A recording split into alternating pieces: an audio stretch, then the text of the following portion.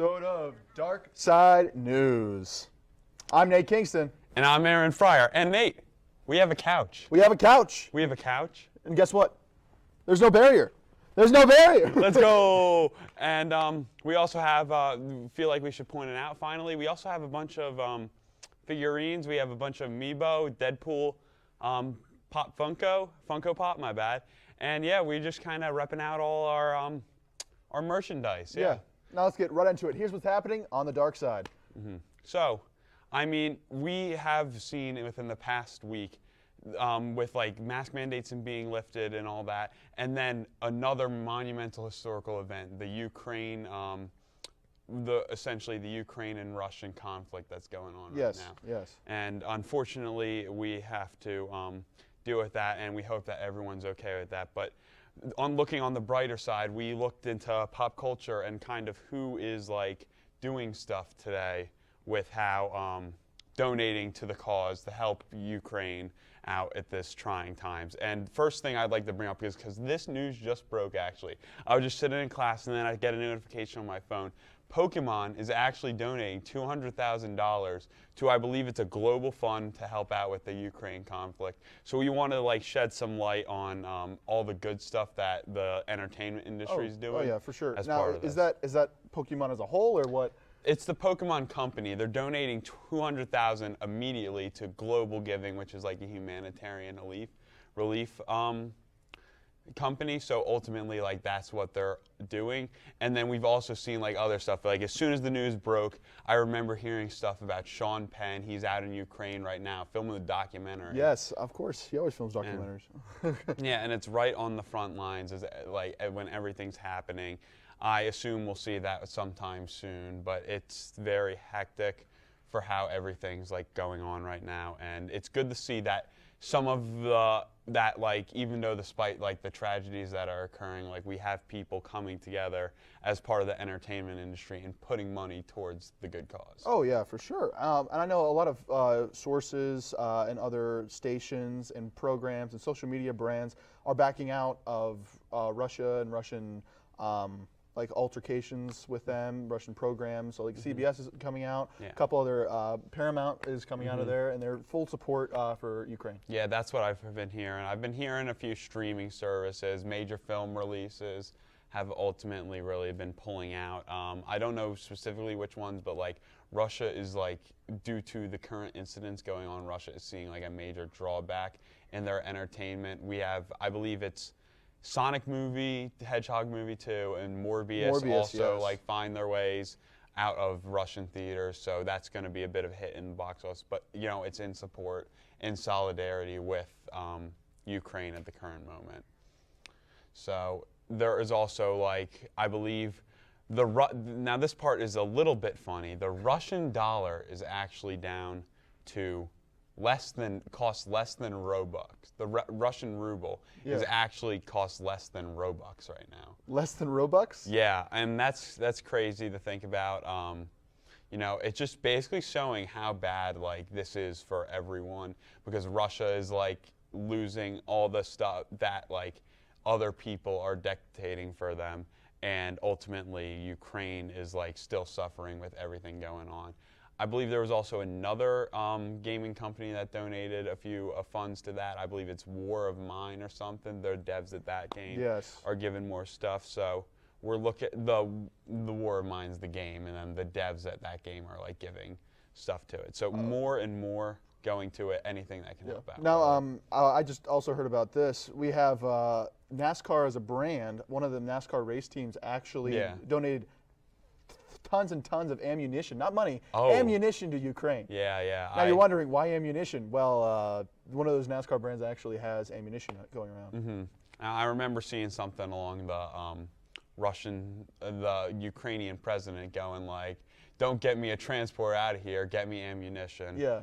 But we also have like everything going on social. Like I saw that on social media. Yes. Social media is playing like a major precedent within this war, because you see posts everywhere, and this is like one of the first wars and conflicts that have like fully utilize this. Fully utilize social media, the first war we actually have all these platforms that are being posted out there. I mean, yes, we've had news platforms in the past, we've had other websites in the past do this, but this is the first time we actually have Instagram, TikTok, Twitter, Facebook, all on these conflicts. And that is ultimately like how I think the word's been getting around more, how more people have been starting to sympathize, why gaming companies and entertainment companies are like trying to do something, anything that they can to help. Ultimately though, all I can say is that keep Ukraine in your thoughts and the solidarity with that. But but overall, Russia is getting everything taken away. Coming up after the break, two massive anime streaming sites unite into one, an icon of the 2000s release, a new album. And after a long await, the legendary Elden Ring finally released. More on that after the break.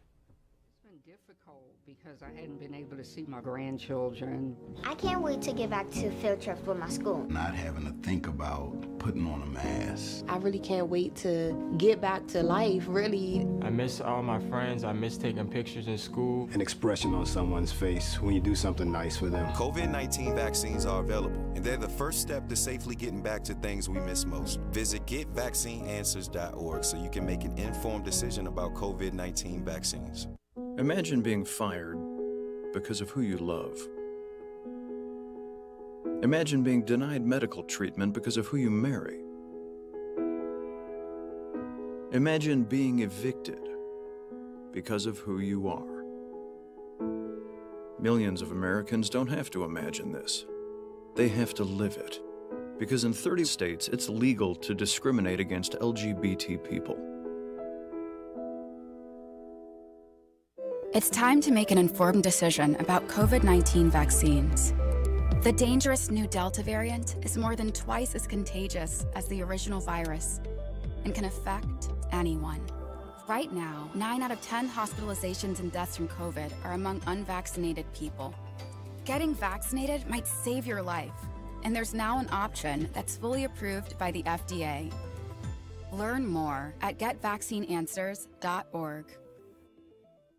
Honorary Forest Ranger Betty White here, lending a hand to my dear friend Smokey Bear. Because for years, he's only said, only you can prevent wildfires.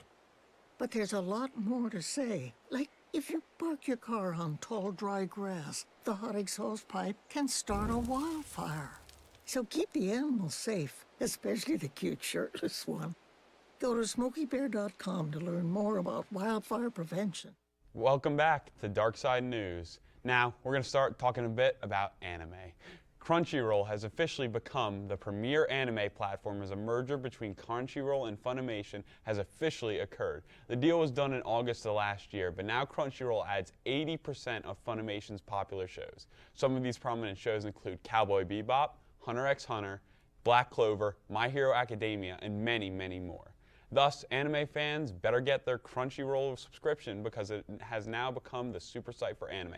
Also, subscribers of Funimation, Wakanim, and VRV will be able to get 2 free months of Crunchyroll Premium for the merger. Are you ready for some intense and gritty young Batman? Well, if you are, like I am, then you need to go see The Batman. The movie comes out tomorrow, but if you got ordered tickets in advance, you can see it tonight. A short synopsis is, when the Riddler, a sadistic serial killer, begins murdering key political figures in Gotham, Batman is forced to investigate the city's hidden corruption and question his family's involvement.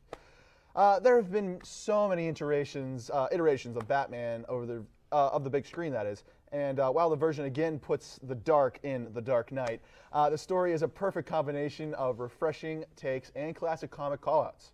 The Batman has a long runtime of 2 hours and 55 minutes, so I mean, if you don't want to sit along, you'll be fine. But it should be well worth your trip to the theater. At least I hope so, because I am so psyched for this, and I will definitely be seeing it over spring break.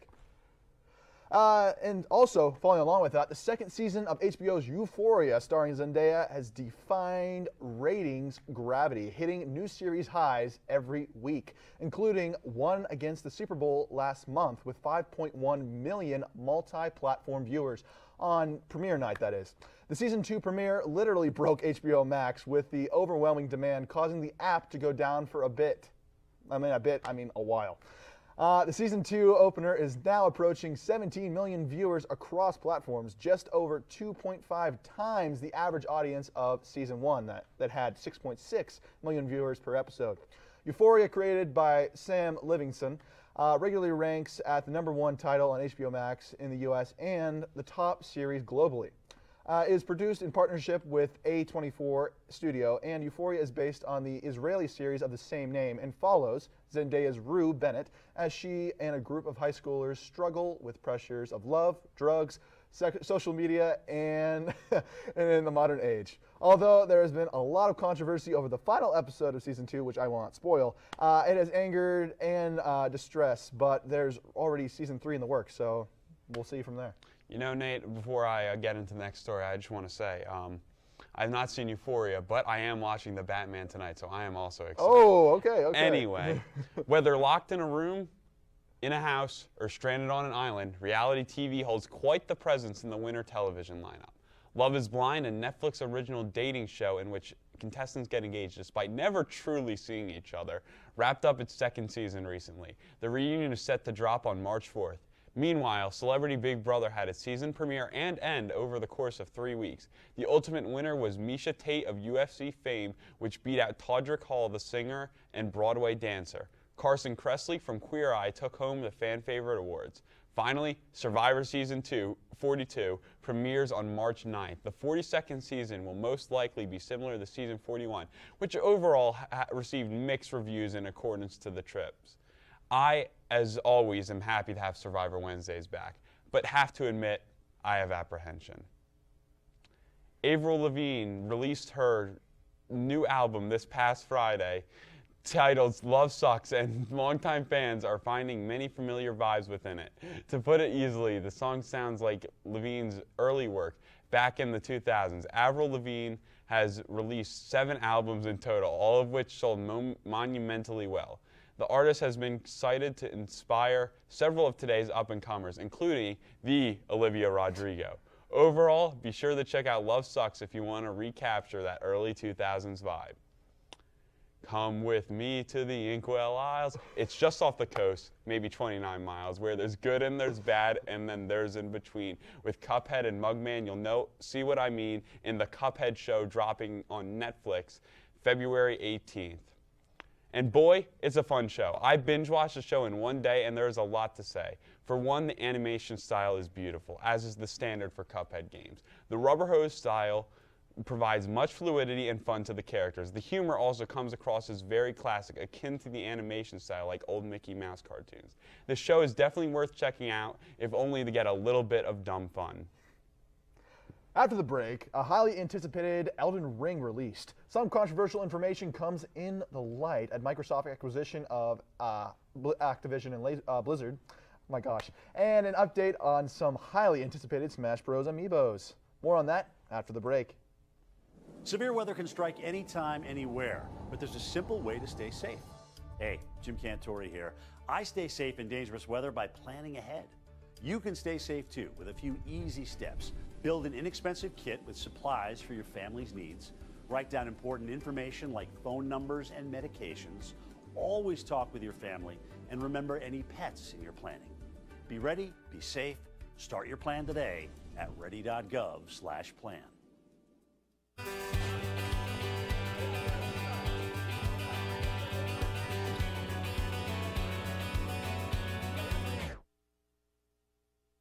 Volver a vivir esos momentos comienza con protegerlos contra el COVID-19 y sus peligrosas variantes nuevas. Obtén la información más reciente en detidepende.org o consulta con tu pediatra o proveedor de servicios médicos. Freedom. It's at the core of who we are. The freedom to live without fear, to jog where we please, to wear a hoodie. the freedom to breathe. Before we celebrate the freedom most Americans have, we must fight for the freedom all Americans deserve. Because all lives can't matter until Black lives matter.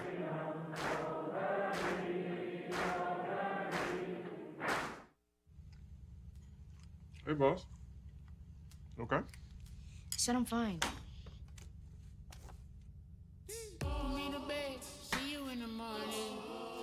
With the first did Superman, but it wasn't on it.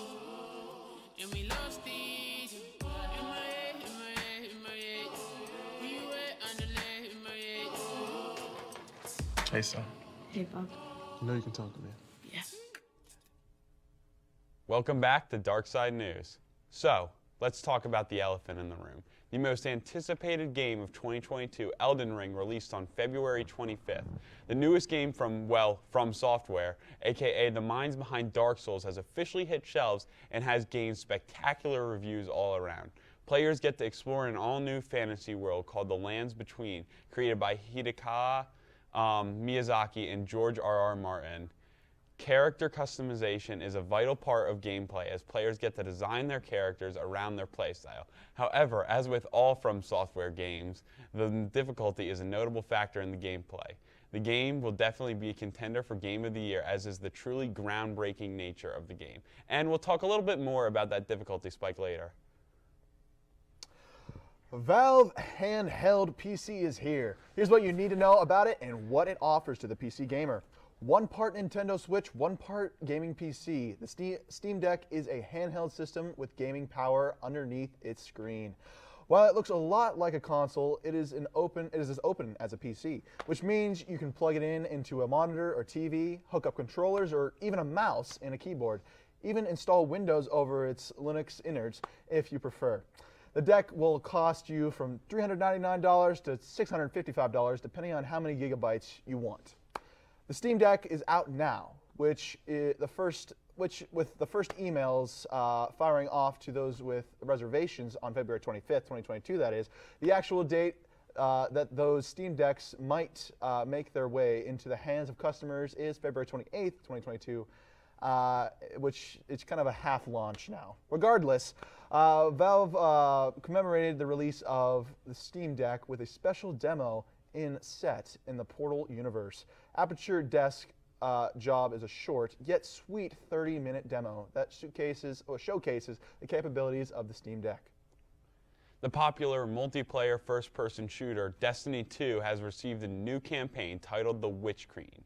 The campaign has officially dropped, and the major raid of this season, Vow of the Disciple, will be starting within the next 2 days, which is this Saturday, March 5th at 1 p.m. EST. The expansion is set to add many new weapons, armor, and story information. Witch Queen overall is reviewing very well and giving revitalization to Destiny 2. Look forward to seeing how this expansion will affect the future of the Destiny franchise. Was the deal between Microsoft and Activision Blizzard a mistake, or are the problems going to get fixed? For those who don't know, on January 18th, Microsoft bought Activision Blizzard for $68.7 billion.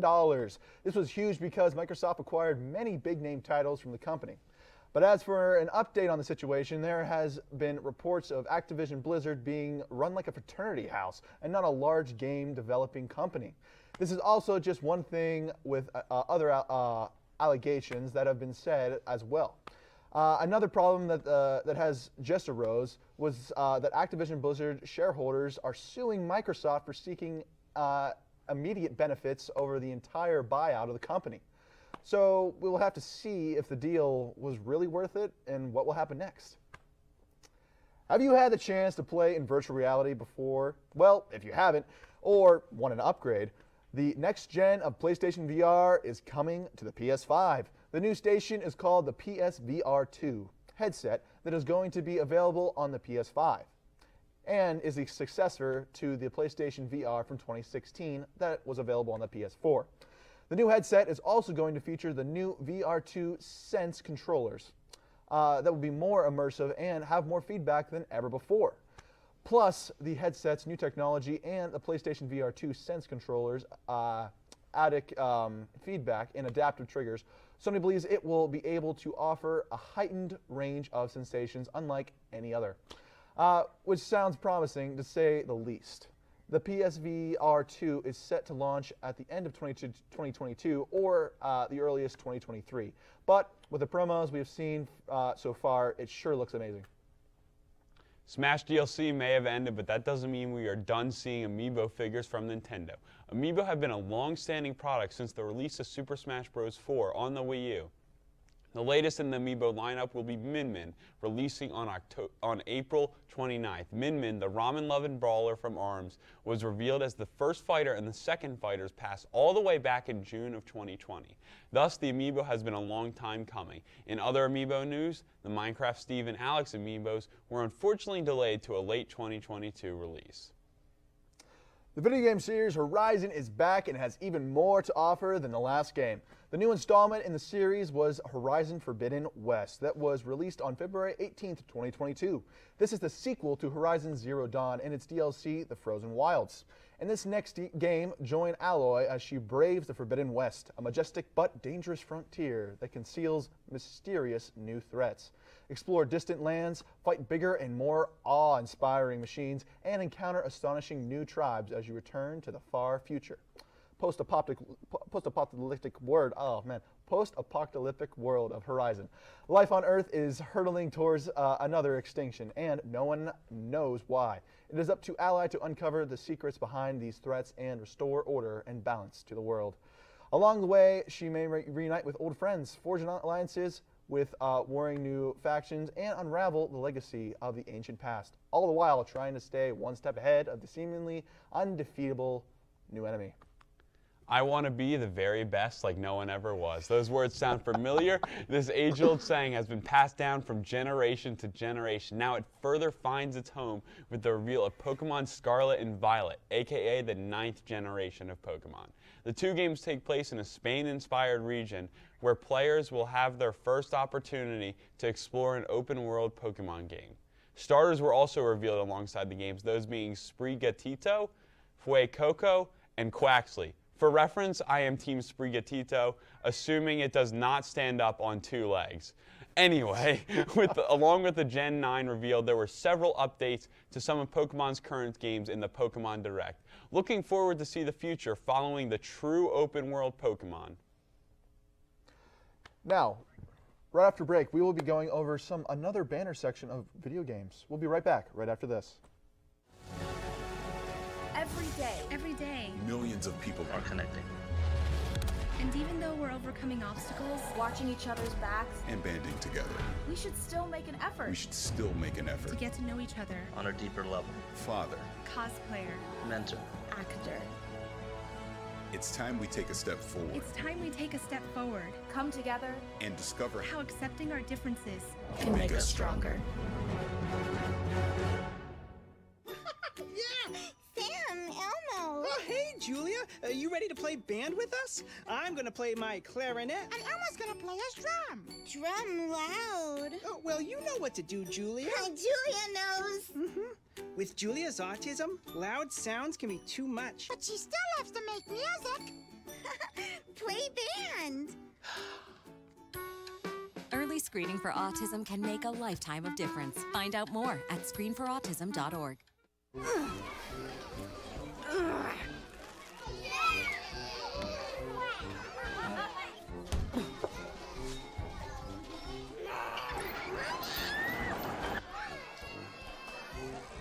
If you love them enough to crawl into a play place to get them to come down, then surely you'll check nhtsa.gov/the-right seat to make sure they're in the right car seat. Can I get the now bar, please? $1. Have a good one. Got it. Hey, what's going on? Hey. Let me get a now bar. Sure. $1. Appreciate you. You got it.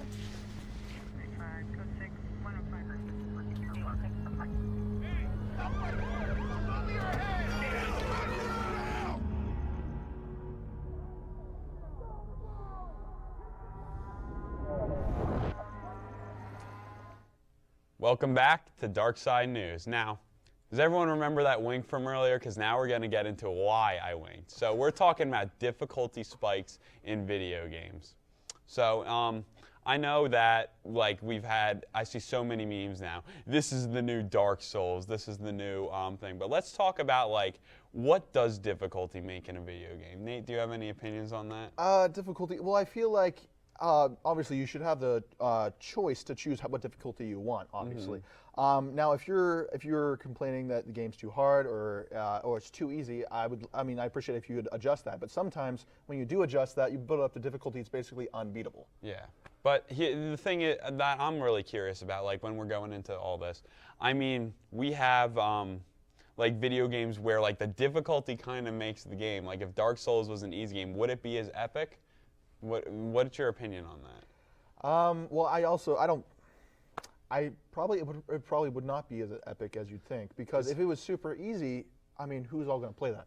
It's all about like the satisfying, like when you finally destroy that boss that's been like plaguing your existence for like 5 years or something along those lines, and then you finally come up and beat it. Like that's a big deal. And as I've like mentioned several times before, I feel like we can attribute that like need for drive in like Dark Souls, and that kind of kickstarted everything. But I think it's just ultimately very funny. And then especially looking at Elden Ring now, like that is being talked about as having a big difficulty spike. If I'm not mistaken, I heard someone call it, you know how Breath of the Wild was a thing a few years back? They started calling it Death of the Wild. And I'm like, okay, that's that.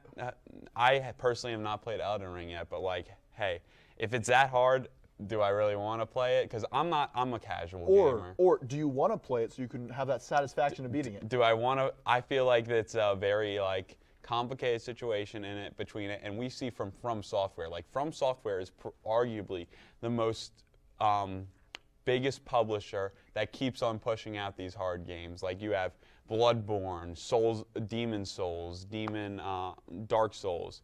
I believe Sekiro is pretty hard if I'm not mistaken.